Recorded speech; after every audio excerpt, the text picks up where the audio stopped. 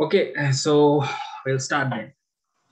Today, in Foundation of Automatic Technology module, what we are going to discuss is actually the ignition system. So, in ignition system, what are we going to discuss? So, first thing is requirement of the ignition system, major components, the operation, basic ignition system operations, types of ignition systems, ignition timing, limitation of a conventional ignition systems, and electronic ignition system and engine management. So, after this completing this section. So I'm doing this even after doing the cooling, engine cooling system or engine cooling management part as well.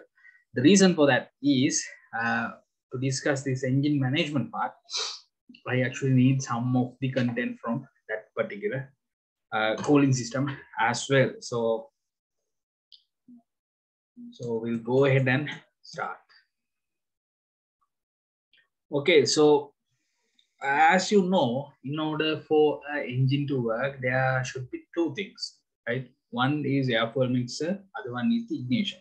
So as we discussed earlier, air fuel mixer, we already discussed how the air fuel mixture come to be, how it's mixed, how it's measures and everything we already discussed. Now today what we're going to discuss is the ignition system, right? So starting of the spark, starting of the flame or combustion process. So there are two types of engines as we discussed earlier. So we have petrol engines as well as diesel engines. So diesel engines have an advantage in this case because diesel engines do not have a separate ignition system. Instead of what they have is only a fuel system. So fuel system timing can actually, by properly timing the fuel injection into the engine itself, it will auto ignite. So that's the character of the fuel, how it actually combusts. So because of that, diesel engines do not need an ignition system, right? So they can actually auto ignite, but in the petrol engine, it's not like that, right? It's need a spark, right? It's need a spark. Or else if we want to have an auto ignition system to this auto ignition point in this particular petrol engines can be done, but it's practically not viable. So that's why spark is used, so it can be properly managed, right? So yeah, so we'll move into understanding what are the requirements of a ignition system. So what are the requirement of a ignition system means, it does not mean why engine need a ignition system. So what sort of things or what sort of parameters actually the ignition system have to work with. That's what actually means by this particular topic. So first thing is it should be able to provide a strong spark, right? Strong spark between the electrodes. The one thing you have to remember is, so at compression, right? During the compression, engine pressure is like at least 12 times or 11 to 12 times higher than the normal atmospheric pressure. Right? At that time, the particular ignition system should be able to actually send an electron through the air within a small gap, right? So that's in order to do that, it's need to have a very high voltage gap in between them, right? And the duration of the spark must be long enough with the sufficient energy to ensure that the ignition of the mixture has high chance of occurring, right? So that means the spark should be continuously going on for a particular amount of time so that the airflow mixture can use that spark to ignite or to start the combustion process, right? Even though we don't feel like, okay, it's going enough, we don't, even though we are not comparing to what we can actually measure or what we can actually compare, based on that, it does not actually feel that much of time, it's not going to make a big difference or something. But here what we are talking about is related to the engine operation. So even at 6,000 RPM, it should be delivering the same amount of ignition time, so that duration for the same process is same, right? So it should be able to cope with all these things. The system should be able to distribute high voltage to each cylinder. So if there are 4 cylinders or 8 cylinders, all cylinders should have the ignition. But when you are given the ignition, there are another things, the construction of the engine. So there's something called ignition time, right? Then, sorry, not ignition timing.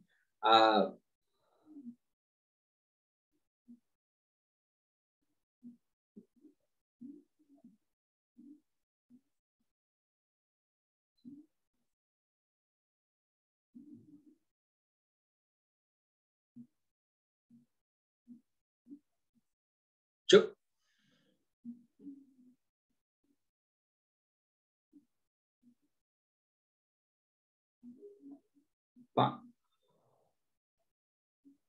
Over time, entire range of the engine speed. So, which that means is during the, so it's like this. So, assume that the engine is rotating or engine is operating at 6,000 RPM. At 6,000 RPM, and when the engine is idling at 800 RPM. So, at both times, the combustion process does not feel any difference. The same duration necessary for the combustion of the whole fuel is not going to change. Both are having the same amount of time is actually needed. So that has to be also taken into account.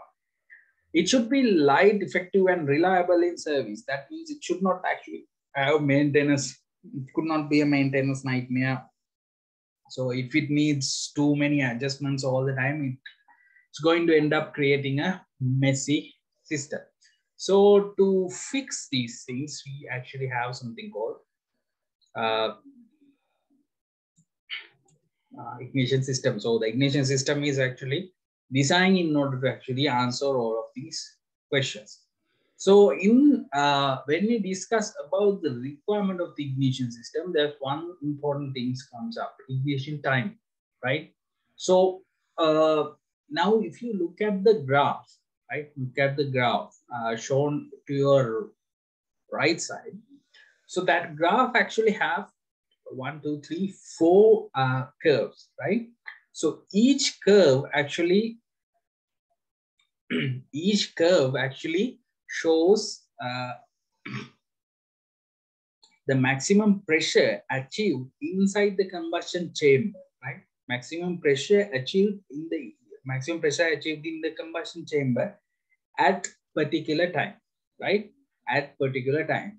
Now, if you look at there, so now each combustion timing, so in order to achieve each of these pressures, so maximum pressure point, for example, here, right? In order to have this maximum chamber pressure at over here, the ignition was actually given some time early, right? So over here, right? So ignition was given at this particular point, and the ignition and the combustion chamber achieved its maximum combustion pressure, chamber pressure at this particular position. So let's say this is B, right? This is A, right? So the duration necessary for this flame to or combustion process to completely so combustion process to complete and deliver this pressure is very important. And this point B, where the maximum pressure is going to be, actually always depend on point A, right? Always based on point A. Also, the point B's position, right, where the maximum maximum pressure inside the combustion chamber is dictated by the design of the engine itself, right? So there's another parameter that we did not actually discuss in this particular application or in this particular system, but that's related to this ignition system. So engine construction and the valve time. So valves also, if you can remember it, valves do not actually open and close at the same time because of the airflow to be more efficient, and in order to achieve higher volumetric efficiencies, valves do not actually exactly close and open at TDCs and BDCs. So they have different positions, somewhat somewhat different or somewhat advanced and somewhat retarded from the TDC position. So this particular point, that means the highest compression or highest pressure point is actually depends on all of these, right? So how the engine is designed and the particular valve time, right? So that point actually decide where the ignition have to actually start, right? So in order to achieve that, in order to achieve this maximum necessary pressure, in order for engine to work in optimum condition, right? In optimum condition, engine actually needs to have this spark start at a particular point. So usually the spark starting point or spark delivery point is around 10 or like 10 to 15, like 10 to 15 degrees before the TDC, right? Before TDC. So even before piston reach the top dead center, spark is actually delivered. But maximum pressure should be achieved around 15 degrees after, right? Around 15 degrees after the TDC, right? After the TDC. So that means, so that particular point came from the maximum pressure should be achieved after 15 around, right? Around 15 degrees after actually came from the as a function of this valve time, right? As a function of valve time. So if the engine can actually maintain these values exactly, whatever the temperature, whatever the pressure, whatever the speed is, engine can actually operate optimally. Now you might actually ask, so there's another here, it's actually have higher pressure. Yes, of course, it's actually have higher pressure. But you have to remember at this point, it's just after like the TDC, right? It's just after like TDC. So zero means TDC, right? Zero means TDC. So just after TDC means at that particular point, right? Still the valves are open, right? Still the valves are open. So as a result of that, even though this actually achieved, it may actually lost the pressure very soon comparing to this particular position. So even though we have the highest pressure over here, we need actually have the highest mean pressure, right? Mean pressure. So mean effective pressure is the one we are actually concerned about, not the maximum pressure at a particular point. The mean effective pressure is what we are concerned. This is just showing what is the maximum pressure it could reach, right? So even though it can reach in particular points higher pressures, once we converted it into a mean effective pressure, it's going to drop a lot lower. So that with that considered, this is for this particular application, this point is actually known to have the best or known to be the best position as shown here, right? So A is actually showing the misfire and B is showing the where's B? Okay, so A is showing the misfire. So as you can see, misfire over here, ignition start some other point. So as a result, it won't reach the maximum pressure, right? Or incorrect position. So next one is early, right? Too early. So if you go to B, this is too early, right? So the red color one is too early. C is optimal. Our black color line is optimal, and late ignition timing is actually shown by letter D. So we need at all costs, we need to actually avoid D, B, and A, right? There are so many methods or so many systems integrated into the engine in order to avoid this actually happening. So even though I told you this, all of these things, it may not exactly clear, right? Exactly clear. So this all related to this particular phenomena, right? This particular phenomenon. This is actually known as flame propagation, right? Flame propagation. So flame propagation means after the spark is actually delivered, the spark actually start from that particular point, then it has to travel all around the combustion chamber, igniting everything, right? Spark, it's not actually the spark, the spark that actually started the fire. That fire actually have to travel. So this fire is actually start as a flame, right? So this flame actually have to travel inside the combustion chamber itself, right? So based on the combustion chamber, right? For example, now this assume this is a combustion chamber, right? So this is your piston, right? Then I'm going to give the spark from this end, right? Now the flame actually have to travel this way, right? Flame actually have to travel that way. So at this particular point, you have to understand now flame has to travel a long way, right? Flame has to travel a long distance, right? Because it started in one single point. So when this is actually traveling from here to here, it actually takes some seconds, like mostly like nanoseconds or milliseconds or something. Usually it's around milliseconds, right? Say that it takes around, let's say 40 milliseconds. So during this 40 milliseconds, the pressure, it's not exactly sure where it's going to be, right? So pressure wave start from, I'll use another color from here, right? So pressure start, okay, read this, pressure. So pressure wave also generate because of the flame combustion from this particular point, flame started to travel. That flame actually heat up the airfoil mixture that expands, increasing the pressure. So pressure will actually move also from the flame point to the other direction, right?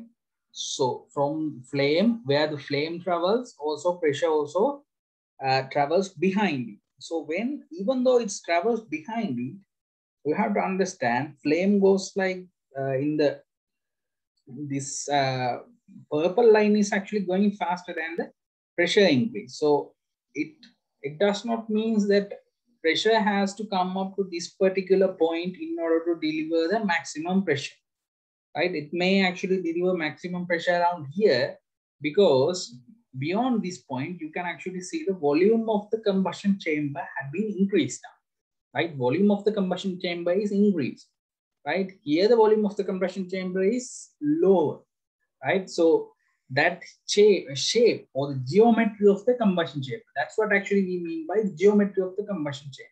So how the flame travels and the geometry of the combustion chamber dictates where the ignition point actually have to, or the maximum pressure have to be, right? So that particular point, as I told you earlier, dictated or decided where the ignition have to start from, right? That means before TDC, how much degrees before, right? Or how much advance have to have, right? So these 2 points, right? So once you combine all of these things, ignition is actually depends on these 3, right? Chamber geometry, engine speed, and load. Let me, so now we talk about the flame travels, the pressure increase and everything, right? So then suddenly now flame travel and everything related to this.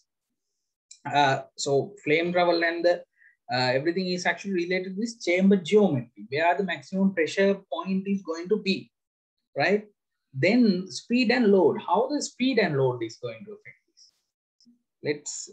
Let's talk about that also. So let me, so engine load means how much of engine power is necessary, right? How much of engine power we actually expect from the engine, right? So based on our, now based on what we request from the engine, that means based on our input to the throttle pedal or accelerator pedal, what engine does is it's actually increase or reduces the amount of fuel, right? Increase the amount of fuel. So when increasing amount of fuel going inside the combustion chamber, right? the amount of air and the amount of fuel. Now we have a problem here. If the amount of fuel and amount of air is not matching exactly, right, then it could actually deliver a misfire, right? So we know what happened with the misfire. With the misfire, we get something like this, right? Like A. So we don't need that, right? We don't need that. So based on the engine load, based on how much we request from the engine, the power based on the power, engine actually have to decide whether the ignition timing has to be increased or reduced. So advance or retard. Advance means ignition timing is brought further. Before retard means ignition timing will move this way, right? So this is the crank angle. So this is your TDC position. From TDC position, if the ignition starting is before the TDC position, that's an advance, not before. Before the previous position, if it is before the previous position, that's an advancing position. If it is actually after the previous position, that means it's a retarding position, right? So that's what actually mean by advance and retard. Anyway, what was that? Oh, yes. Based on the load means based on the air fuel mixer, again engine have to actually decide how much ignition timing has to be changed. Right now you might think, why is that? So one thing you have to understand, so in high engine loads means high air fuel mixture, right? If the throttle pedal is fully open, right? Fully open means you have more, you have very good, you have actually more air coming inside, but your fuel amount of fuel going inside, giving engine is bit lower, right? But in the other hand, when the engine is completely closed or the throttle pedal is completely closed, more fuel is actually coming in, less air is actually delivered into the engine, right? Even though it's supposed to be 100%, we are trying to keep it at 14.7. It's not exactly possible, right? So for example, let's say now we have 12 to 1, right? So 12 to 1 means we have a mixer richer, right? That mixture is actually rich. Am I correct? Because you have less air, more fuel, so rich mixer. So in a rich mixer, what happens is the flame actually travels faster, right? Flame actually travels faster. So you can actually retard the ignition timing a bit. But if you consider something like 16 to 1, then in that case, the fuel, air fuel mixture is bit weaker. So it may not actually travel fast enough. So in such cases, the ignition timing can actually advance. So it has to be advanced. So this all depends on how the engine actually designed. So I can't exactly say this much of advance has to be. So similar to the previous year, so like your 15 degrees, probably around 15 degrees, 10 degrees, as you can see over here, it's also mentioned like, so the maximum pressure is actually achieved between 10 and 12 degrees, right? So I said 15 degrees. So because so that actually is a norm. So based on the design, so how the engine is actually designed, what capacity, because of all of these things, these values actually change. Anyway, so based on these changes, air fuel mixture engine actually have to change the ignition timing, right? Other one is engine speed. Now engine speed comes into play, right? So engine speed means, as you can see over here, if we look at from here, so this whole process, so this is a full combustion process, right? Complete combustion process. Let me.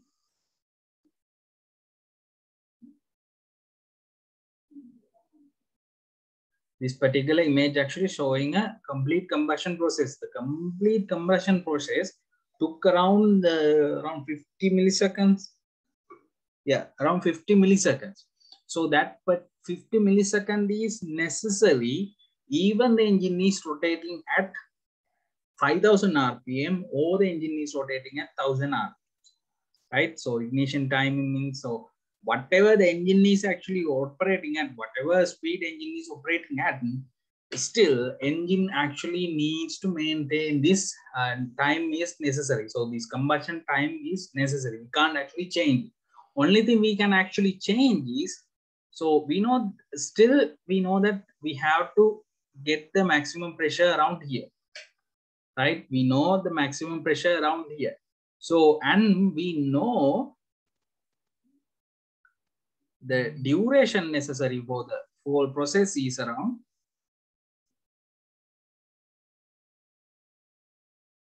50 milliseconds, right? So we still know the duration around 50 milliseconds. So 50 milliseconds is won't change, but the position where we need the maximum pressure is not also going to be a change. So only thing we can actually change is based on the engine RPM, we can actually move this position a little bit further, right? Before we can start a little bit further before. So that means ignition have to be advanced a little bit in order to accommodate this 50 millisecond combustion time. So for this is just an example, right? So that's actually depends on the engine speed. So based on the engine speeds, how this is actually work.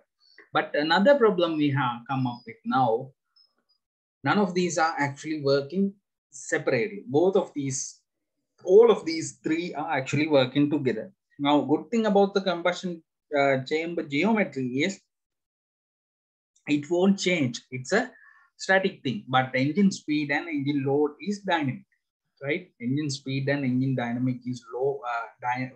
Engine speed and engine load is actually dynamic. So it depends on how, on the situation, right? So because of that, ignition timing, right? Ignition timing actually always depends on how it actually at that particular point based on the engine RPM and engine load, right? So engine load is actually measured usually in percentage or in the throttle angle. So either way can be actually used. So based on our throttle angle and the RPM, we have a different power output. So in order to achieve these power outputs, we have to consider the RPM and the load at that particular point. That means that particular engine input from the driver's input. And based on these two, we have to find the specific ignition advance, how much of ignition point advance or retard is there. So here it's only mentioned like ignition advance, but if you look at here, it's also can say -10 as well. So -10 means ignition retard, right? So since this is a 3D map, it's not possible to see it here. So when all of these so this is a very modern system, right? This mapping system is actually, so this is called an ignition map. This is a very modern system. This was not there like 50, 60 years ago, right? It was impossible to program a computer and use a computer to control the ignition system. But the same effects were actually achieved by using mechanical methods, which I think you already learned a little bit, but we go ahead anyway, we'll just go ahead and discuss about them a little bit. So this is what we actually know. So this is something we have to consider about. So one important thing about this particular map, right? We call it as an ignition map. So ignition map is very important, right? Very important. One important thing is if the ignition map is properly done, it can actually reduce the fuel consumption while increasing the power out, right? In addition to that, it also reduces the engine wear, right? But I'm not actually going to go up to that level because it comes like very complicated and very complex things. If anyone wish, they can actually follow automobile technology. You'll be learning these things. You're in your third semester, right? In your fourth semester, you'll be learning these things in your fourth semester. So anyway, so for achieving these particular requirements, in order to achieve these particular dynamic requirements, in the usual or the simple ignition systems, they use a vacuum actuator to control the ignition timing based on the engine load, and a mechanical governor actuator is used to control the ignition timing based on the engine speed, right? Okay, so now we know why the ignition timing is there, how the ignition timing works, at least some idea you might actually have now. So that ignition timing discussion will be coming again later on in this module. And this particular whole ignition system and the integration of ignition system and fuel system will be discussing in the next session, where we're going to discuss about the engine management, right?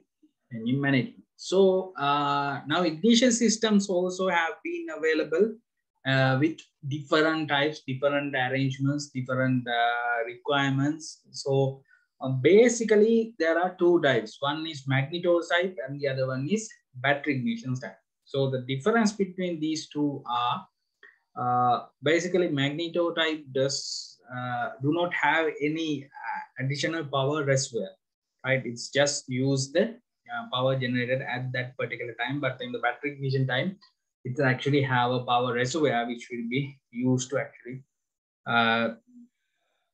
power the system. So Magneto ignition system is very simple, right? Very simple. I believe you already learned about these things, but I'll go ahead and explain a little bit. So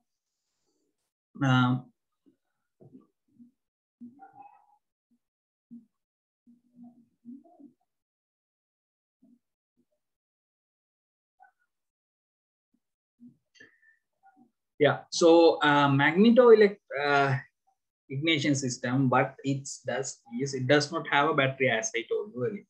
So it has a magnet. It actually has a dynamo, right?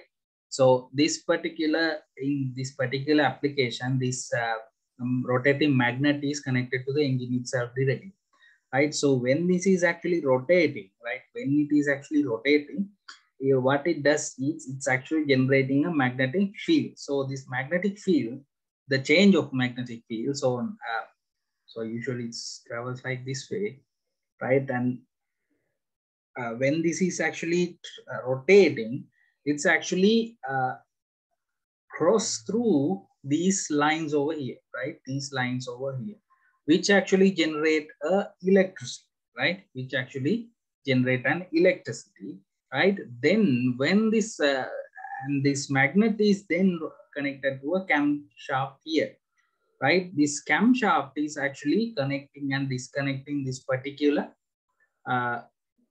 so this cam is, when it is rotating, it's actually connecting and disconnecting, which in turns deliver a AC current, right? Which in turns deliver a AC current, which again sent through a secondary coil, right? Secondary coil, which increase the voltage of the system by 15 to 30,000 voltage based on the ignition coil and the engine design again. It's raised up to like it will be amplified up to around 50,000 to 30,000 volts, right? Then that a high voltage is fed to a distributor system, which it will actually deliver into each spark plug itself. So that's how the basic system will actually work. So you can see there's no battery or anything. It's just using the electricity that is just made by itself, right? So if we combine all of these things into one single system without the distributor, it comes this whole system comes like something like this, right? Something like this. Can't see it.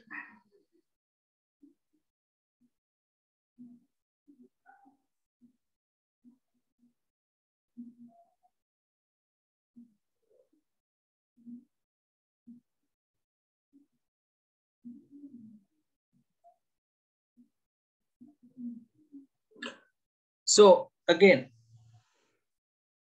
the electricity generated by rotating of this magnetic core, right? This magnetic core is actually fed through this contact breaker and send it back to the primary winding of this particular coil itself, which induce a higher voltage in the secondary winding, which actually sent to the spark plug itself in order to deliver this high strength spark, right? High strength spark.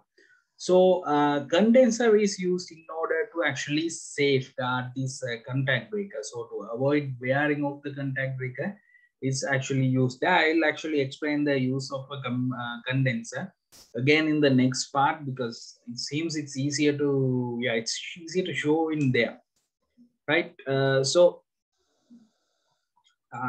this was the first type of ignition system actually developed, but there are some problems with this. One, so if we consider about the advantages and disadvantages, we'll start like that. So this is very reliable, no battery, nothing to go out, and very simple and very low cost, right? Low cost and lightweight. So because of that, most vehicles like bikes and other vehicles started to using this. And next one is actually the problems with this is the spark is actually strong at, not strong actually at low RPMs, but it is very strong at high RPMs. So that means that idling and normal driving condition, this system is not that particularly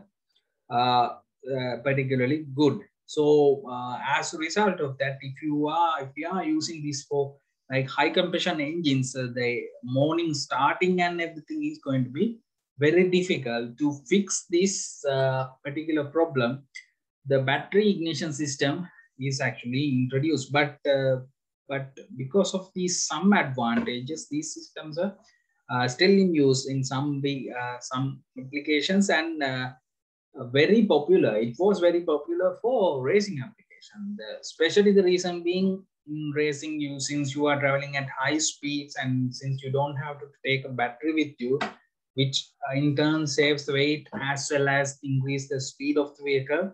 But this was very popular option for racing applications previously, but nowadays with the battery technology, development of the battery technology, it's not a big deal at the moment. Yeah, so to fix these issues, the battery was actually replaced. The point of the dynamo, instead of just having a dynamo, the system started using a battery. Battery is separately charged using a dynamo or a alternator itself. So the operation wise, the same operation parameter, only operation procedures, only difference is it's just using a battery itself, right? Battery itself. So this is the power reservoir. So all the power, the voltage, the current and voltage is actually stored here. It should actually deliver a constant amount of power to the system at all times, whether engine is rotating at a high RPM or engine is working at low RPMs, the power is the same. So again, if I go ahead and explain the power, the voltage or the current is actually fed through. Yeah, so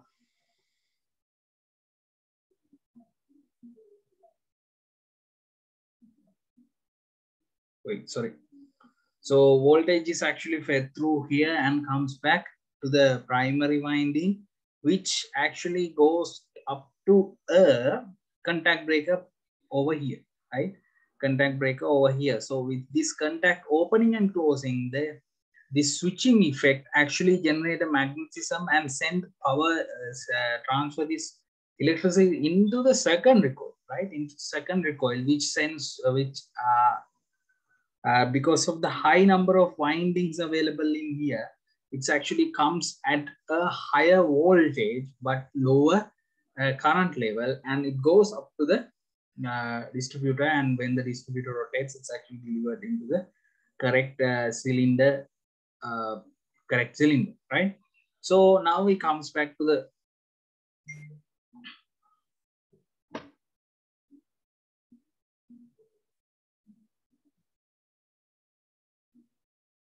sorry, once again.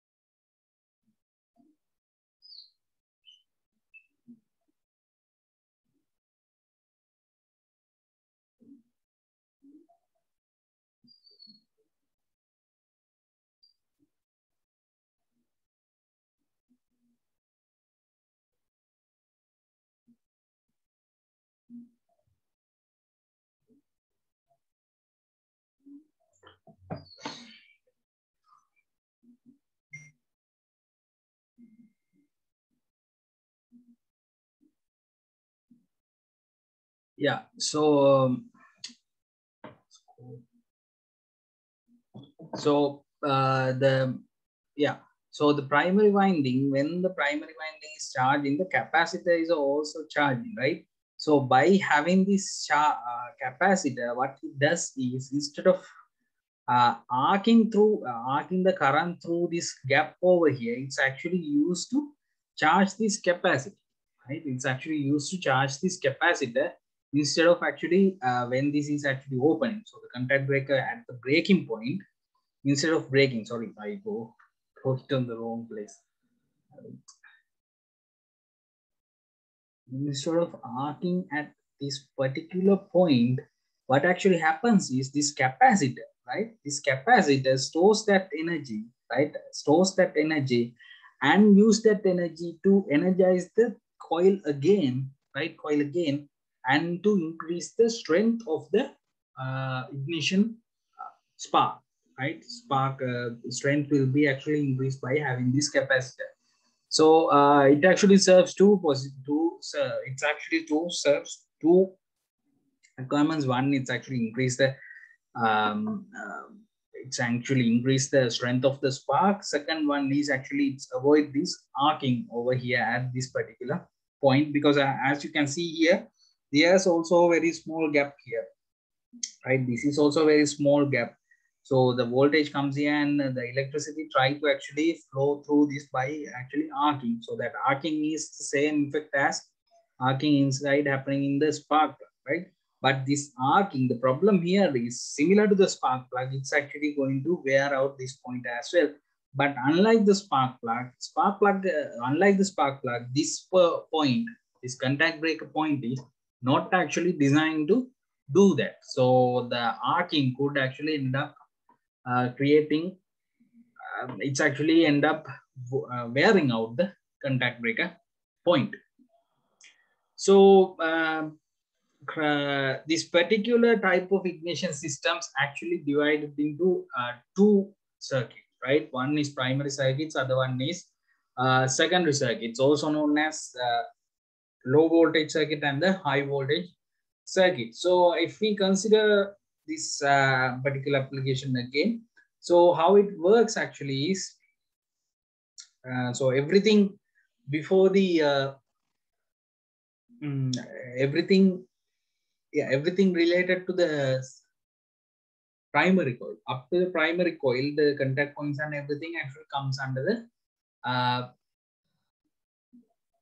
primary circuit, and the other sections, everything after the secondary coils actually goes considered as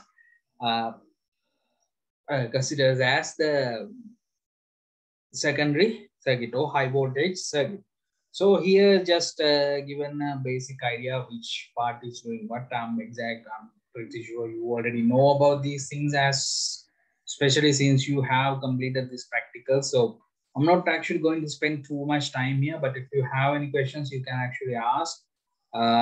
So I can actually answer them.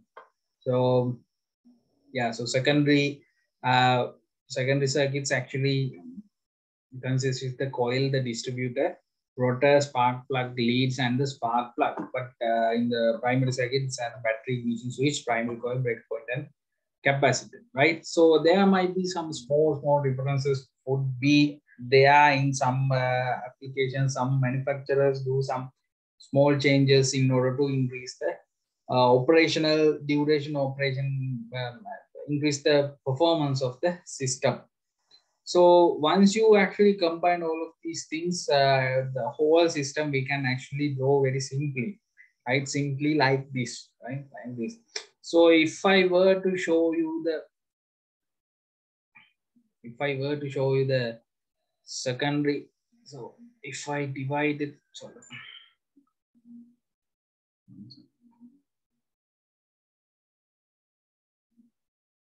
If I divide the whole circuit like this, right? So this is the high voltage side. This is the low voltage side, right? So this is known as the primary side of the circuit, and this is known as the secondary side of the voltage, right?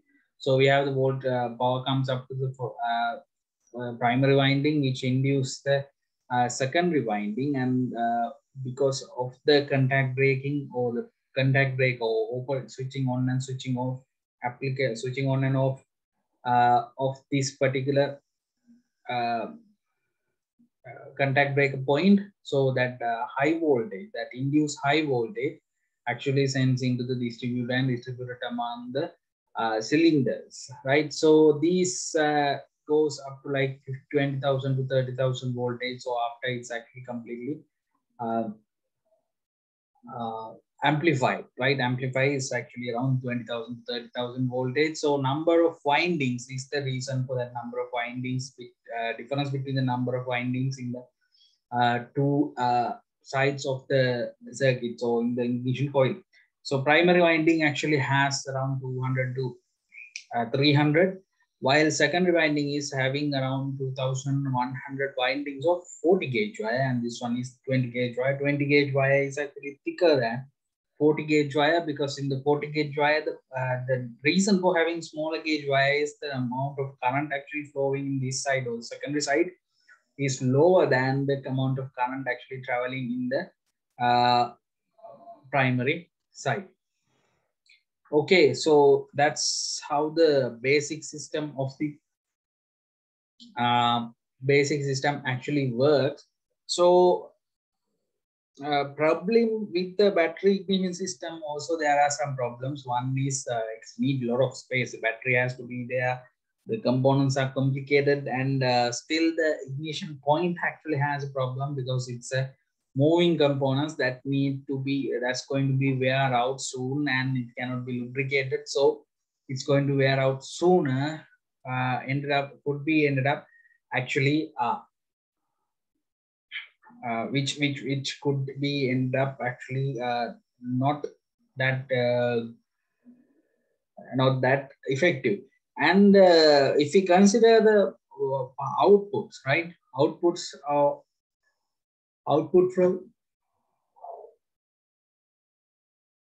ignition systems like Magneto type and the battery operated coil system. So you can actually clearly see that there's very good power, good current actually generated in around low RPM. So that means number of lower spark values, lower spark per minute means lower RPMs, but in the higher RPMs, it can be properly seen that Magneto system is very good. Though this system, the battery coil is actually having a bit lower current, but it's not a big difference considering it's just for normal applications. But if we increase in the engine compression ratio, in such cases, this is actually going to be an issue later on. In such cases, using of different ignition coils and different spark plugs, or having two spark plugs could actually helping could actually assist this combustion process. So I have a question. Now we discuss how the ignition system works, but I need to know now and the ignition timing also. So how does the battery operated ignition system achieve the ignition timing based on the ignition engine load and RPM? How does it do that? Can anyone answer? Based on the hamshaft rotation. Or should I ask from one of the people? Sahan, can you explain? Can you answer at least?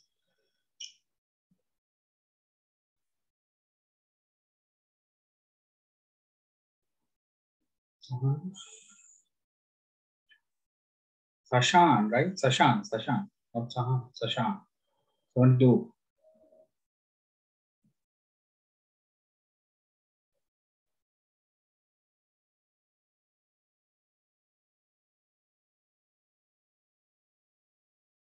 Oh, 41.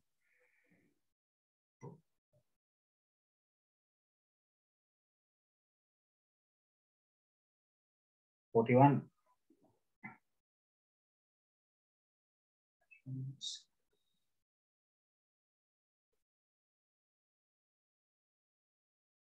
No answer.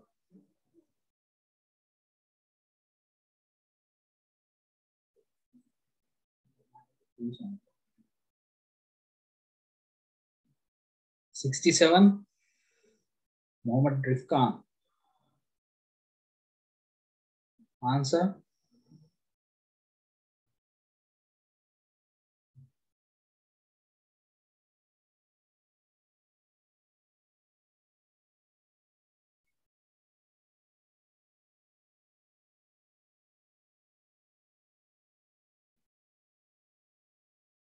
Zero zero one. I didn't see 001. 001. Who is 001?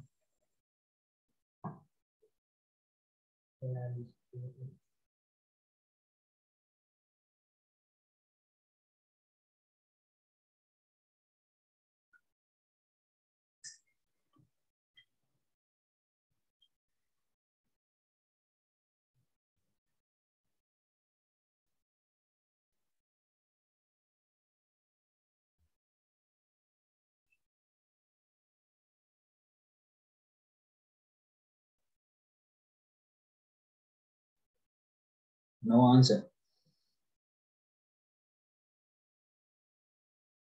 Okay, fine.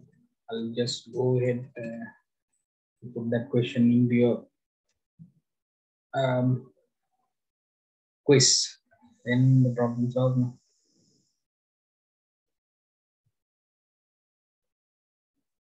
Right. So as I told you earlier, there was an issue with the ignition system. One main issue is that wearing of the component. So to fix this issue, the ignition system needed constant adjustments and maintenance. So that's the solution actually, right? Solution for fixing the errors. So, but it did not actually work very well because again, it has to be done, which is not convenient. So to fix that particular problem completely, to solve it, what actually done was the whole ignition contact breaker point was actually completely replaced with the electronic ignition system. So that means the trigger signal, right?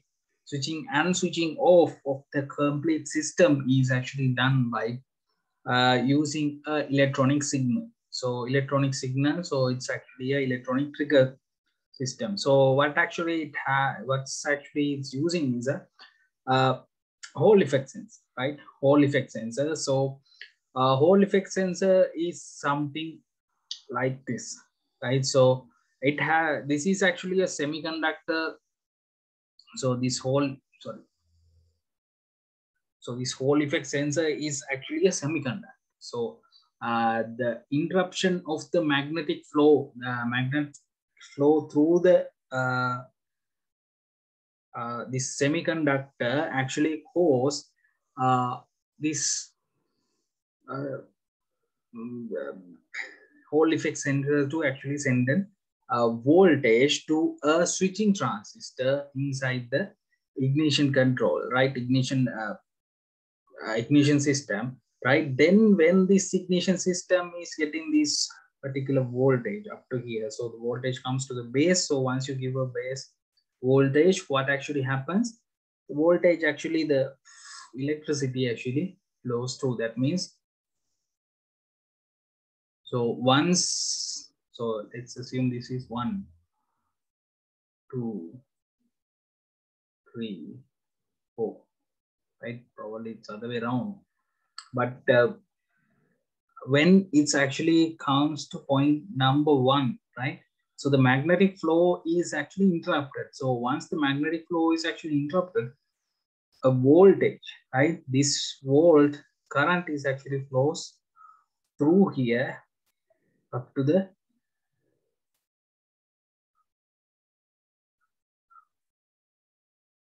base, up to the base of the transistor. So once you provided adequate amount of volts, adequate amount of voltage up to the base, that will turn on the transistor. That will turn on the transistor, result in voltage flowing through the collector up to the emitter, going to the ground, right? Going to the ground.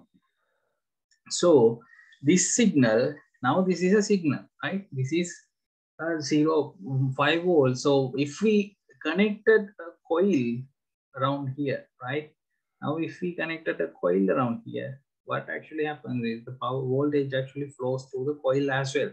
Voltage also start to flows through the coil as well, energizing the coil.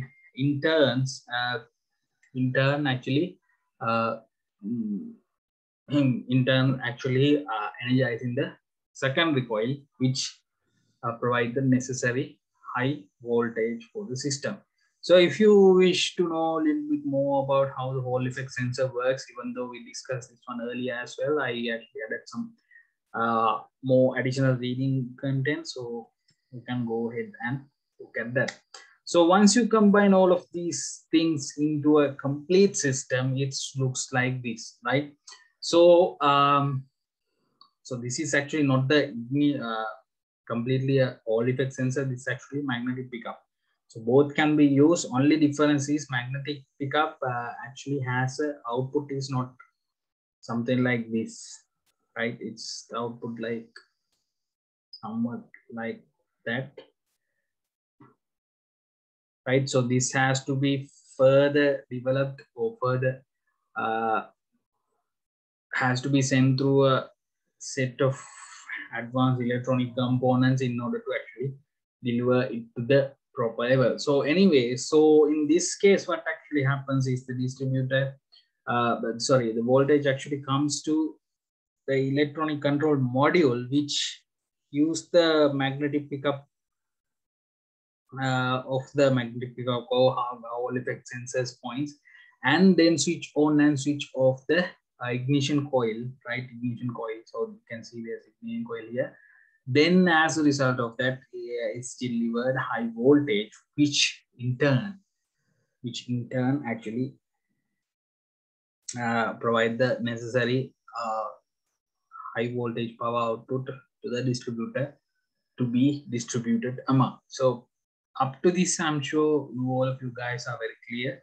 And there was a very good diagram, right? A better diagram in your lab sheets. I expect you guys to practice then see that one's more than this, right? That's more useful. So hopefully you all will do that.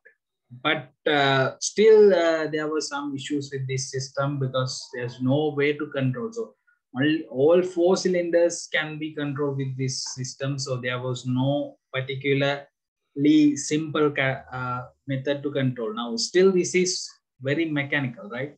Very mechanical. So if you can remember, right, this graph, right, this map, right, this map, still we can't actually work with this map. There's no way to actually work with this map, right? So still it's mechanical, very simple changes only can be done with this. So to fix this, right, to fix this, especially what you have to remember is advancing and retarding is still done with mechanical systems. So that means a vacuum system and a governor, right? Up to this point also, it's actually still done by a vacuum. So you have vacuum control here. The governor is also somewhere behind it. So because of that, still the system is very mechanical, right? To fix this, then came along the computer controlled ignition systems, right? Computer controlled ignition systems.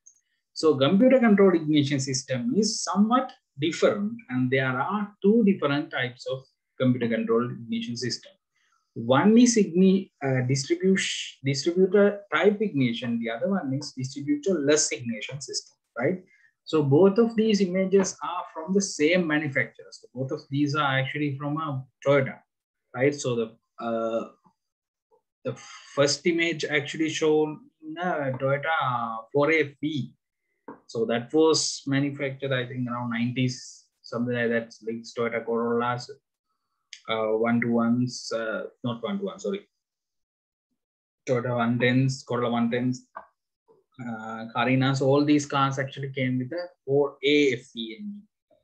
And the bottom one is actually showing a 4A, sorry, not 4A, it's actually a 1NZ, right? Toyota 1NZ engine.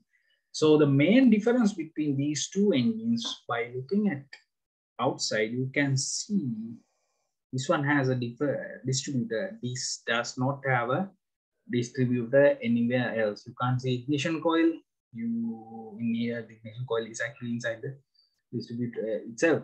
So this is actually known as a distributor-less ignition system, and this one is a distributor ignition system. So with or without the distribution system, both can be actually used to control the ignition, right?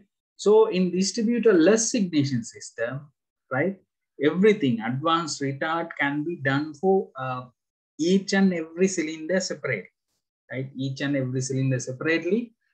Similar effects can be achieved by distributor ignition system, but still the distribution of the ignition to each cylinder is actually done by using the distributor itself. So disadvantage is the changes, that particular changes engine control unit or the engine computer does will take some time to actually take in effect. So there's a delay in this particular. That delay is not present in this particular type of engine. So this is very good and controlling the fuel as well as emission comparing to the distributor ignition type, right?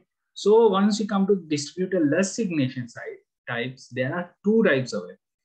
One is actually distributor-less ignition type, so we call them as DIS, coil-on-plug ignition type, and waste spark ignition type, right? So coil-on-plug and waste spark ignition type, which we'll be discussing later. So you can see this image is actually a coil-on-plug. So each cylinder is actually having one spark plug per cell. So we'll start with the distribution type ignition system. So in the distribution type ignition system, it's also electronic ignition system, but it's a computer control. So completely controlled by the ignition control module. So separate computer module is ignition control module is actually used in this type, right? This one is somewhat different to our usual ignition system. So if you can see here, right? So you can see here, I'm pretty sure in this particular type of ignition systems, I actually should change this to electronic, not electronic computer ignition system. So one main difference of this system is secondary side is still the same, right? Secondary side is still the same, right? But the primary side is somewhat different. So primary side, you have the crankshaft positioning sensor, crankshaft positioning sensor below, and camshaft positioning sensor on the top. The signals from these two actually gives an idea where to provide the ignition. In addition to that, right? In addition to that, all the other parameters, the engine temperature, how much of air is going inside, where the fuel is going to be delivered. So all of these also going to make a difference. By calculating all of these things, the ignition control module, right? This ICM is inside another computer. So this large computer is PCM. PCM means power train control module, right? Power train control module, right? So ECM means ignition control module. So ignition control is done by a separate computer itself, but in different applications, they have different methods. So some cases, some manufacturers actually place this ECM also inside the combustion, inside the engine control module or the powertrain control module itself. In some cases, they actually kept it somewhere else, right? Somewhere outside. So it depends on the manufacturer. However, it is both of these applications actually use this ignition control modules to control the ignition timing itself. So it takes the input from the crank, cam, and all the other calculations from the engine, and then decide where to provide the ignition and how to advance or retard the ignition system, right? So let me see the next slide. Yeah, so this is the type actually that's present in here, right? That present in here. So in this case, the ignition coil is actually sitting inside the distributor itself. I think I had one. Can't find it now. Anyway, so I'll try to show it in the next class. I had one. I actually had one at home, so I have to check that. Distributor was inside. Yes, it's distributor inside the distributor. Plug and everything. Sorry, ignition coil and everything is there. In some cases, this ignition control module also fixed inside of that, but most cases it's separate, right? It's separate. I can actually show you the ignition control module. Let me. So you guys can see this, right? So this is a ignition control module, right? So this, not this whole unit. So if you can see here, so this is the ignition coil itself. So this one is ignition coil, right? This is the ignition control module. So this is a small chip. This is a very small chip inside of this that controls the ignition. So you can see there are few pin outs and pin inputs. So this actually gets the inputs from the engine control module itself. Then decide what to actually do with that. Then decide what to do with that.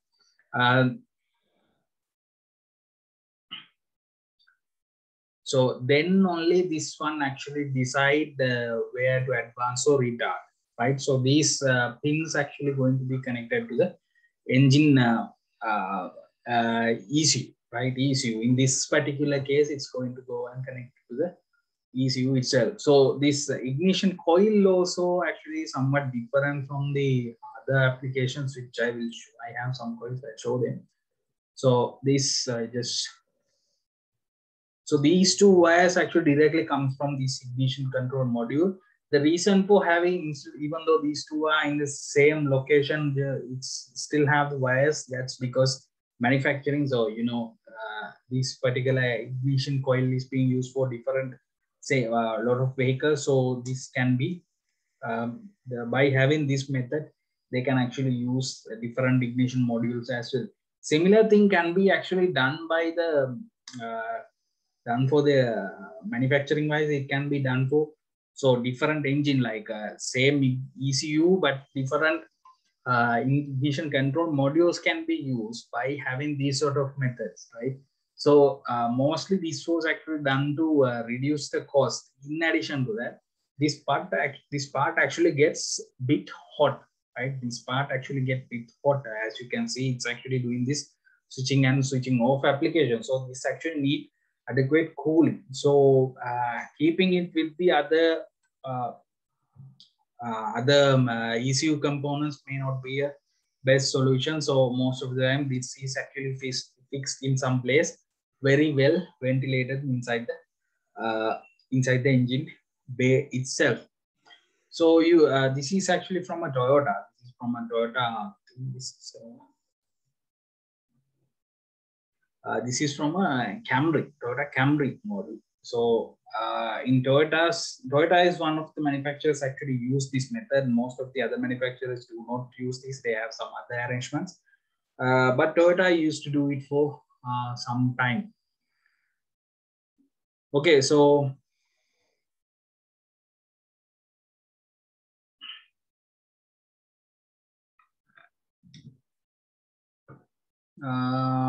yeah, so that's the distributor type ignition system that uses computer control.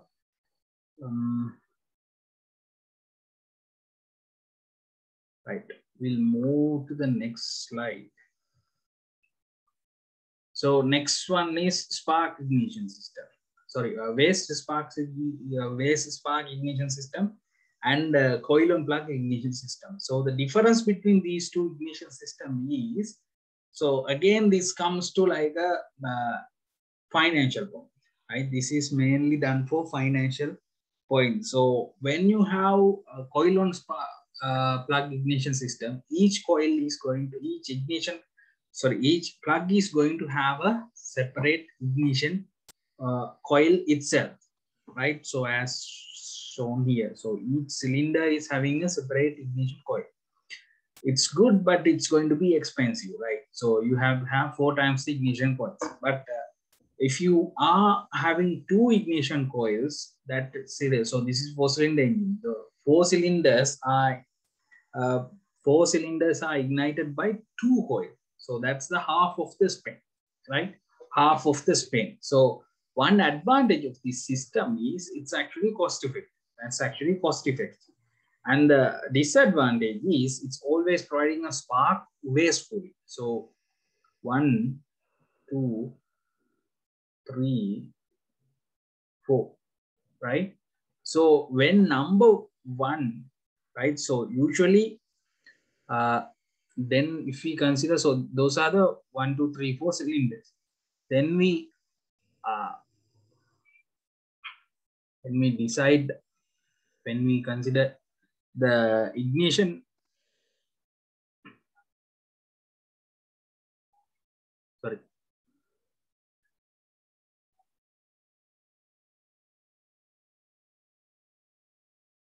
So then, yeah. So when next we goes to the firing order, we have 1. Then we have the second one is 4. 4 is the second one. Can't see properly.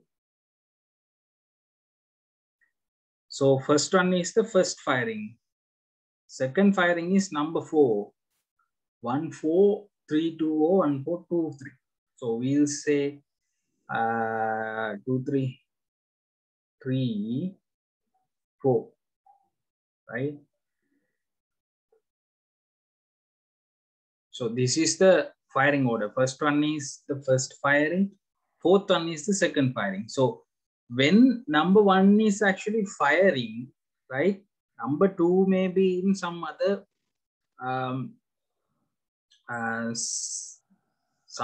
stroke, but whatever the stroke it is in, still it's actually going to be provided with a spark.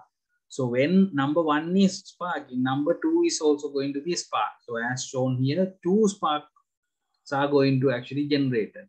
So at both times, both sparks are going to occur, right? So that's why it's actually called as waste spark, right? It's actually called as waste spark. In the coil on plug type, right? Coil on plug type, each coil is getting 1 single spark plug, right? So these two methods is mainly used to actually control the spark or ignition timing to the absolute 0 degree as much as possible, in order to get the maximum power output from the engine and to increase the performance while reducing the emissions as well. So if we go to this waste ignition system, it can be actually shown very simply like this. The waste spark system, the sparks that are actually being connected with the cylinders that are interconnected are actually known as companion cylinders. Companion cylinders. One more thing you have to actually understand, it's not just it's not just the closest cylinder. It's not just the closest cylinder. When it is actually giving the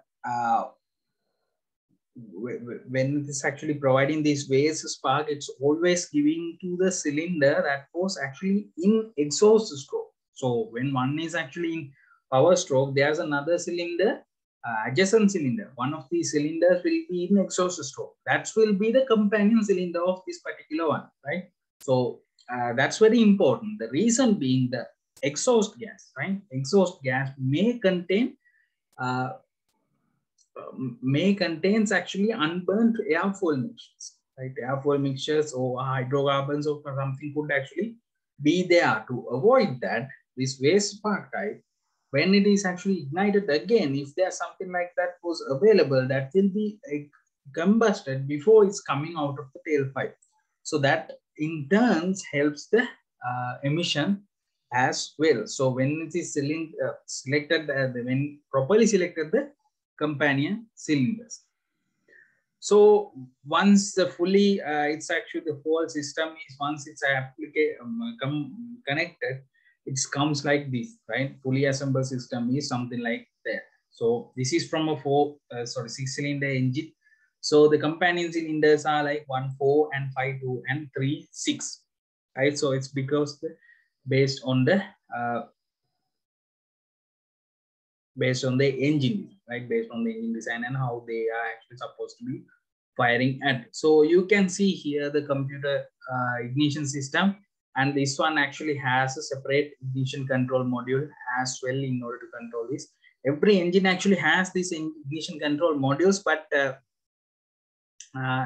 place where it's going to be is actually different from engine to engine itself. So next we move into the coil on plug ignition system. So coil on plug ignition system is something like that, you can see. So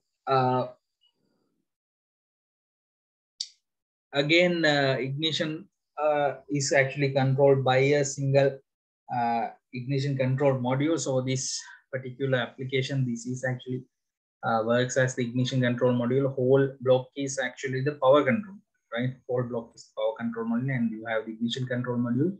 So ignition control module only switch on and switch off this power transistors. The power transistors which switch off and on the ignition coils for each cylinder. That's all the power control module does. Power control module does not directly provide power up to the ignition coils itself, because it's not possible for power control module is actually working in a lower voltage, right? Lower voltage just controls the power transistors in this particular application. So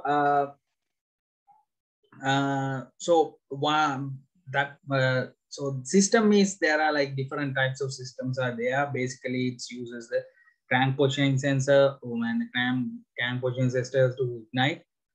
Cam and crank, the airfoil mixture, everything will be properly calculated, and not calculated actually, properly read and find out what is the best ignition timing, and those data will be fed into the ignition control module. Then it will actually ignite properly at correct time.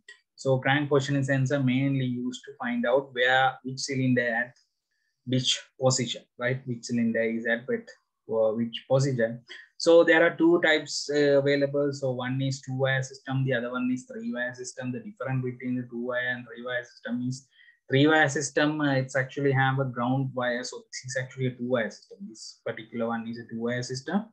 3-wire system means another wire actually provided there. So instead of having this ground is another wire like that.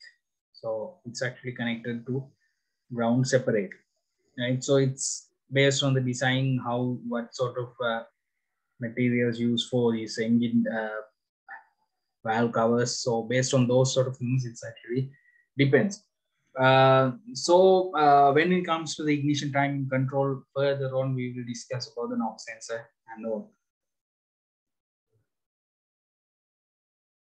So this is two applications of the coil on plug type ignition system. So there are some differences between these two.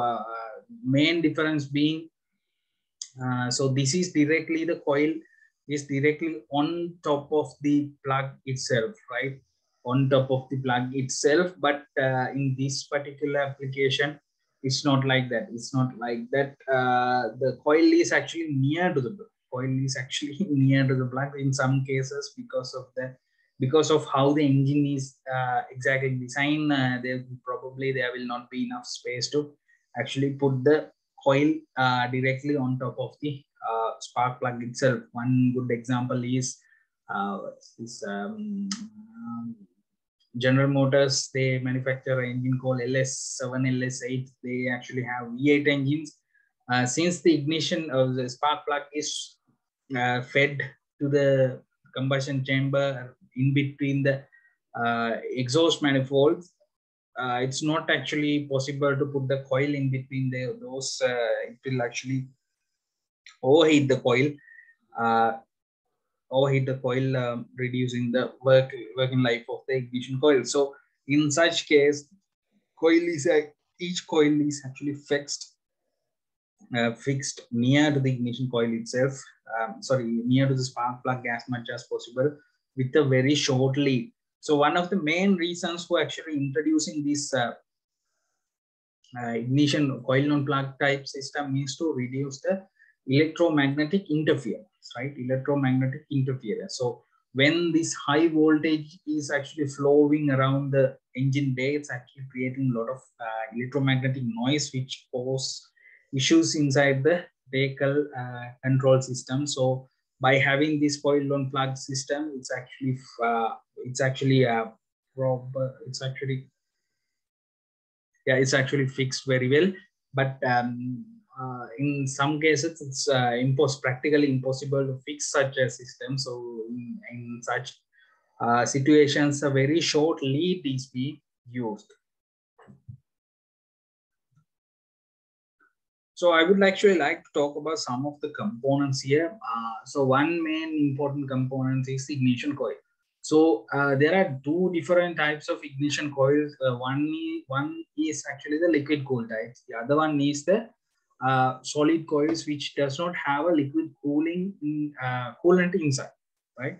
So now modern engines actually use this particular type of ignition systems. I'm not exact. This type of ignition coils, right? This type of ignition coils. So this is very popular options for today's ignition coils. But previously, the ignition coil looks like this. These are actually known as bottle coil doors. I have one. I'll show you.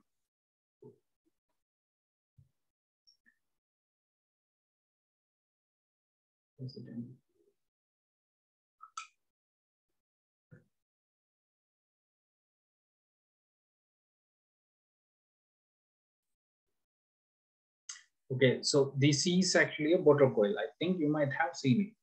It's actually have a liquid inside. I don't know if you can hear it, but it's actually have a liquid inside. So this is actually filled with a dielectric liquid that allows it to be cooled very well, right? This dielectric liquid oil is actually being cooled. So that oil actually can withstand a lot of heat, right? But the solid ignition coil type, similar to this one over here, right? This is a solid ignition type, coil type, right? So there's no liquid here. It's actually epoxy, right? So something like a epoxy polymer is actually filled here. So this is just a polymer here, right? So there's nothing, there's no liquid here. It's just filled with the epoxy polymer, right? So one disadvantage of this ignition coil is it won't be very well cooled as this one. Right? It cannot be cold as this one. This is heavier. This is actually lighter, very light, right? So this is actually like half of the weight. So both of these things is half of the weight, right? Size also very small, right? As a result of this one can be actually fixed in top of the engine bay. So that's why these type of ignition coils are being used in distributor-less ignition systems special, right? But these have like a number of cycles it can go through this heating and cooling. But for these can be used for a long time, right? These can be used for a long time, but this can actually deliver higher coil voltage, right? Output voltage is actually higher in this particular application. There are variations of these as well. It can do the same thing, but costly, right? It's costly. So with the heavy weight and everything, these are not being used anymore. But instead of that, this particular one is being used most of the time. But even smaller versions are available in the coil on plug type. This is actually not from a coil on plug type. That's why it's actually have a like a bigger version. So this need adequate cooling. So yes, Monday we discussed about the cooling system. So when we discuss about the cooling system, we only discuss about the cooling of the engine itself, right? But these sort of components also need cooling. So these has to be placed in a location where adequate cooling is getting. So inside the engine bay, there are so many other components need to be cooled, right? For example, even the brake oil container that has to be properly cooled. Otherwise, it's actually going to be boiled. It's actually going to be boiled. So same thing here. This need very adequate cooling. Otherwise, this is going to be again boiled up. Right? This is going to be boiled up. So these have like a limited limited duration for using compared to the previous one I showed you. This bottle type coil can be used for a long time. Even I used to use my one for like 30 something years, so no issues. So I think yeah. So this is still now this is becoming the norm. This is becoming the norm. So especially when you have like 4 cylinders with 4 of these, each one has to spark for one time, right? One time per whole 4 cylinders, right? For 4 cylinders, once per all 4 cylinders, it has to be sparked. So that actually gives it adequate time for cooling as well. So instead of using that coil, this system can still use very well. So I'll try to show you. I think I have a wave spark plug in the other car. So next time I'll try to do that.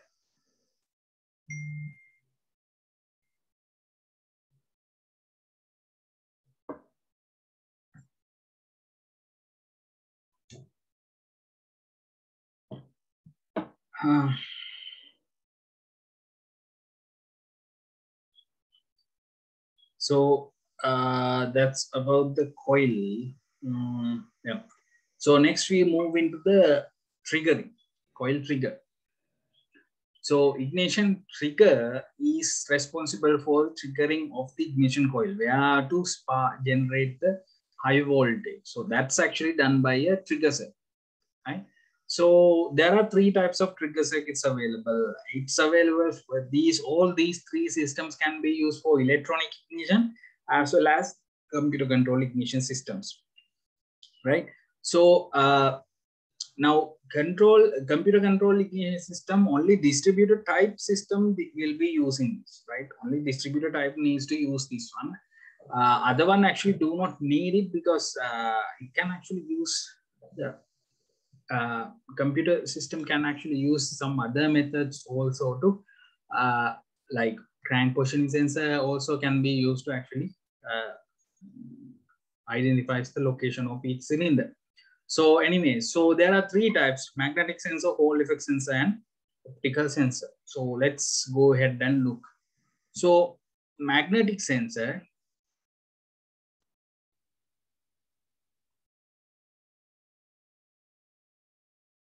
so magnetic sensor, what it does is when a metal toothed wheel is crossing its magnetic path, right? When it's actually crossing its magnetic path. So this is a magnetic wheel, right?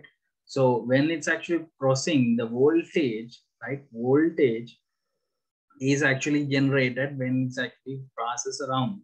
So this voltage passing can be actually used to identify the location of the or to trigger the system, right? So this is also used for crankshaft sensors, camshaft sensors as well. But only problem is it's actually generating a signal similar to this analog system. So analog signal means it had to be converted into a digital signal separate later in order for it to be used in the ignition system itself. But the magnetic sensor, once we converted it into our particular application, it's somewhat different than this. So this is the basic, this is how the system actually works in our application. So magnetic energy actually flows through this direction, right? Through this coil in generating a voltage. So this voltage is actually changing depending on where the point is at. So as you can see over here, so this one and these points are the same, right? So by using this, so if we change the number of points to the number of cylinders available, this ignition signal can actually operate. So by using a transistor switched, by using a transistor yeah.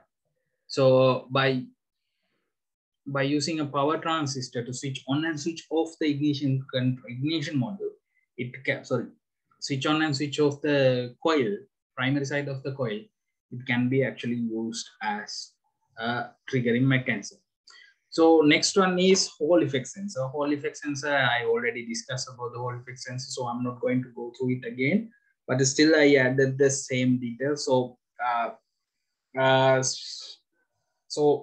effect sensor, the voltage, as I told you earlier, it can be used and can be used to actually switch on and switch off. So same scenario can be used, and these are actually known to be very reliable sensors, especially because nothing else. So like other magnetism will not actually affect these sensors. So this is just an explanation how the cam and crankshaft sensors are going to work. So this is going to be very important, right? This is going to be very important. So this is how actually the engine actually sees, right? This is how engine actually sees. So where the cylinder is, which cylinder, and where the crankshaft position is, right? I expect you to go through this. So each cylinder,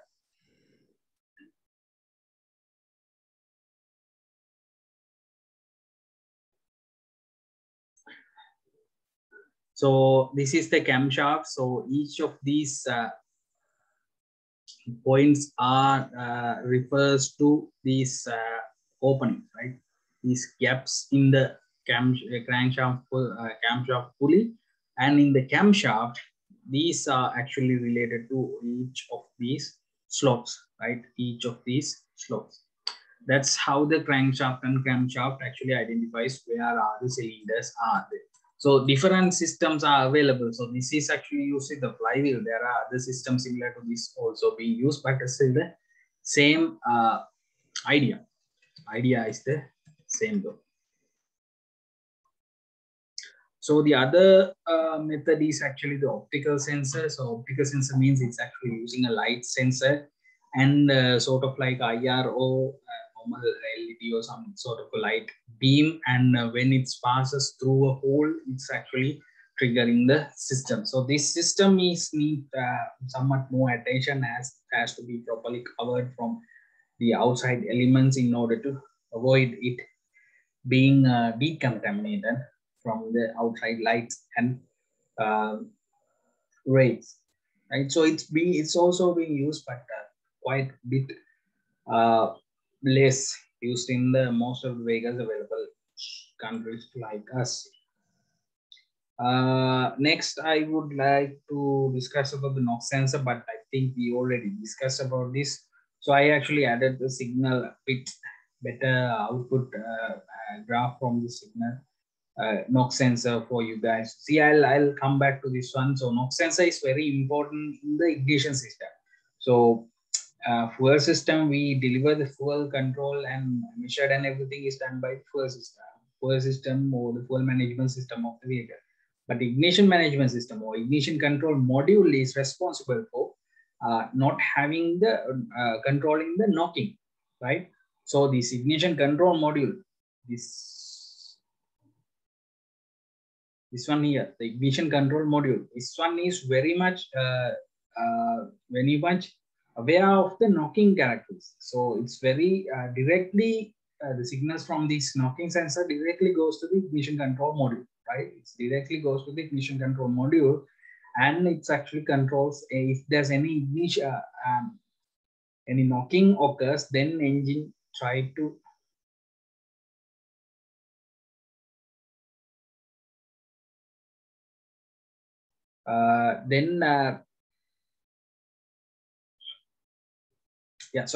then when it actually identifies if there's any knocking occurs, the engine takes suitable measures as based on what's actually programmed into the system. It could either advance or retard the ignition timing for the engine itself. So next we have the spark plug. So spark plug, I know you guys know quite a bit about the spark plug. So I'll talk about something something different about the spark plug. Something different about the spark plug. So spark plugs actually have like three basic characteristics based on their use. Number one is length of the threaded part, right? It's not art, it should be part. Number two is heat rate. What sort of heat it's actually working. What sort of a seat is available. Seat means how it's going to be seated on top of the engine bay. So how is it going to be sealed? So number one is use of threaded part. So this length is important. There are two purposes for this length. One is if you have a longer thread, that means the spark plug length has to be increased, right? And when you have more threads, it's actually sealing better.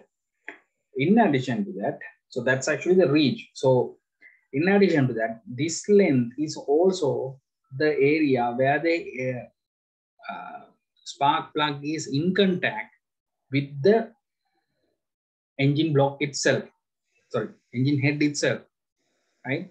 So by engine, this spark plug also, whenever it's actually it's arcing in the, so spark generation is actually arcing. So this arc causes a high temperature, right? Arc is caused for a high temperature. So this temperature increase in the system, right? Temperature increase in the system, or this spark plug itself needs to be cooled very well, right?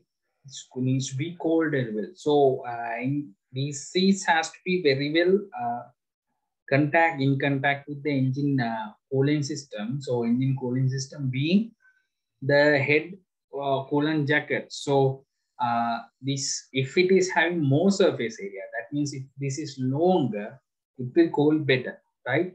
But the engine can work for higher temperature. Engine can achieve higher temperature, and the spark plug can deliver higher spark. It can actually work in higher compression ratios, right? Higher compression ratio. Higher the compression ratio, the necessary voltage gap between these two going to be raised, right? When compression ratio increasing, the gap, the temperature voltage gap necessary to travel electrons between these two increases, right? Increase. So that means this is going to generate more heat. More heat means it needs more cooling. So in order to provide more cooling, with conduction, we need more surface area to be in contact. So this is conduction. So heat will be actually transferred this way, right? Heat will be transferred through this way, which I will show you next. So next one is type of seat. So you can see there's like a tapered shape here, right? This is a tapered shape. So tapered surface means again it's going to be sealing surface is going to be contact very well. Yeah, but in some applications, these actually use a crush washer, right? Crush washer or some sort of like a gasket. So when it is fully tightened, that soft metal is going to be crushed and it will actually seal very well. So that's also important thing. When we are actually purchasing one, we have to actually look into these things. So in some cases, this length may not be actually that much important, but in the design, it's actually important. So we always need to follow them.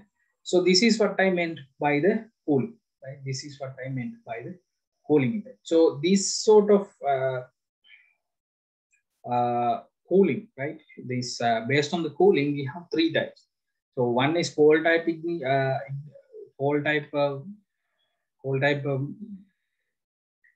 We have cold type spark plugs and hot type spark plugs. Hot type spark plugs are known to be bit longer, right? Hot type spark plugs seems to be a bit longer than the cold type spark plugs. So the heat actually transfers through this particular contact point or contact area and transfer the heat into the engine coolant jackets itself.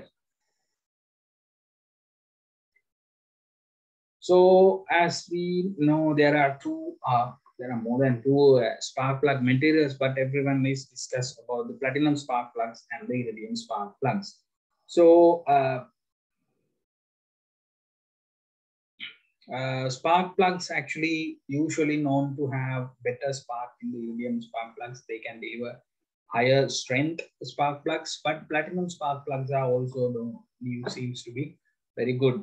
So platinum spark plug does not mean the spark plug is completely made out of platinum. It's just a tip of the spark plug is actually made out of platinum. So yeah, you can actually see what I meant here. So this is the crush washer I was talking about. So this spark plug actually have a crush washer, right? So yeah, so service life is main difference between these two. Other than that, performance wise, you won't be seeing much difference.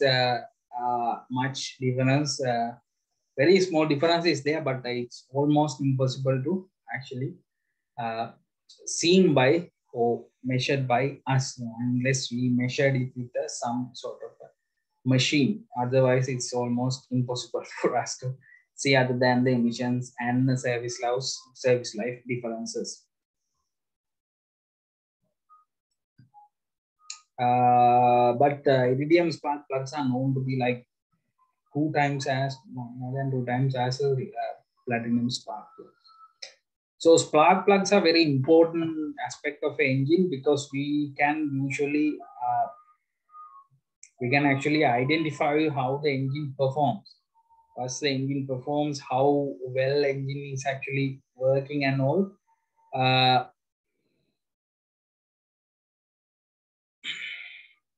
Working and all with the using of this spark plug. So as you can see over here, optimal spark plugs, how this by looking at the spark plugs tip of the spark plug, you can actually see how well the spark plug is operating. So for example, spark plug, if it is lean, it's actually like brownish color. Optimal means it's actually ash color, sort of ash color. Rich means if it is black, if it is wet, it's rich, too rich, right? So wet means we call it as flooding. Whole system is flooded if it is wet. So this is just the idea how you can actually read these things. I hope you guys will go ahead and just look through this. I'm not actually going to go through and explain each one of these. I'll try to. Yeah, so this one overheated. So overheated means you can see the gap has been increased a lot. So the tip actually burned, right? Tip actually burned. That's actually a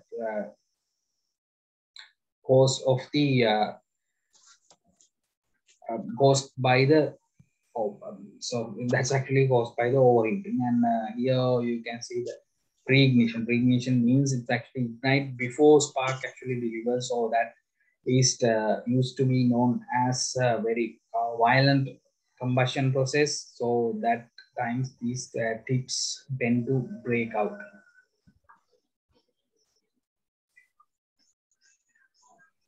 So we have one few more. So I hope you guys can actually look into this.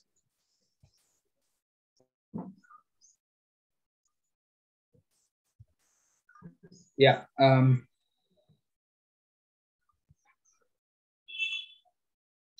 So diagnostic ignition system. So basically, in order to before diagnosing any ignition system, first thing you need to check is whether the ignition system is properly power wise. So whether the voltage is enough. If it is not having enough voltage, then it won't deliver the enough proper voltage into the system itself. So engine may run very weak and may be difficult to start and all.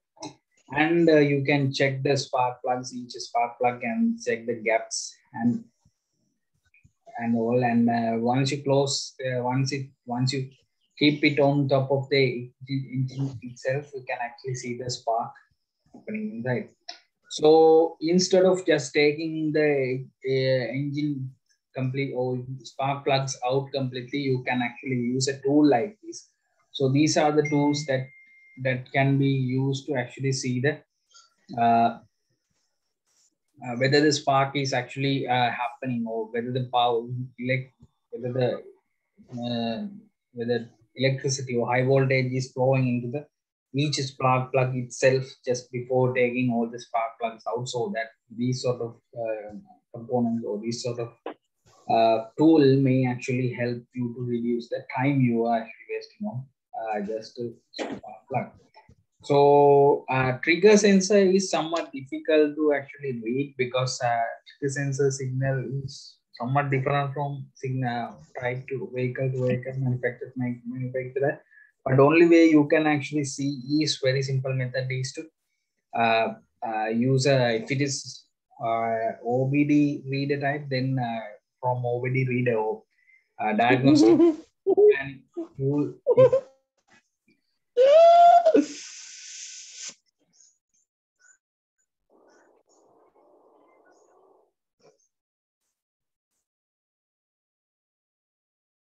So the from diagnostic scanning tool, you can actually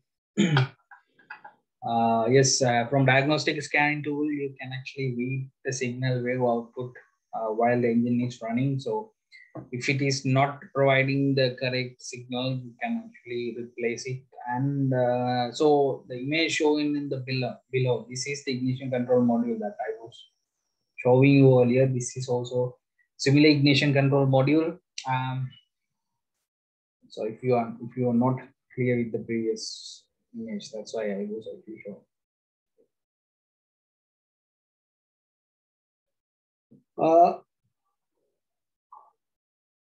Ignition coil actually you can check very simply. You just have to check the resistance. If there's resistance, then it's good. If there's no resistance, that means the ignition coil is completely blown out. Right? So high resistance means no, you have to replace. Spark plugs, you usually know what to be done. Visual inspection, and you can use spark plug. Sorry, this um, multimeter to check the resistance again. If there's resistance around like 1,000, 10,000 or something, then it's okay. But if it is having very high resistance, then no point. You have to actually replace them. So spark plugs, these connecting points and these heat shields are very important if it is actually located in some places like this. So during this waste spark, it's not the coil on plug spark type. When I was talking about that, I told that spark plug is in between the exhaust manifold. So this is the exhaust manifold. In between the spark plug is actually here, right? The coil is actually over here. So the wire is actually transferred here because there's no way to fix the ignition coil. But so having these gaps and properly fixing these components is very important for proper operation of the ignition system, right? So if you don't have this uh, fixing system or fixing all this ignition coil cable divider or something. If you don't have it, you can use some application like this. So just using cable ties, you can actually very easily fix the same thing. I think that's it. So yeah, with that, we are finishing with the class. I have added some reading and videos you guys should read and go through if you wish.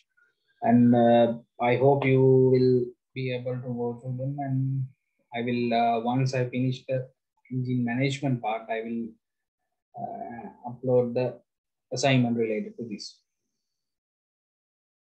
So next class we are actually planning to discuss about the engine management. Afterwards, drivetrain part will be actually starting.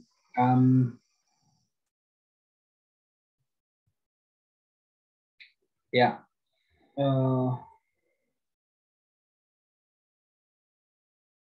Okay, thank you.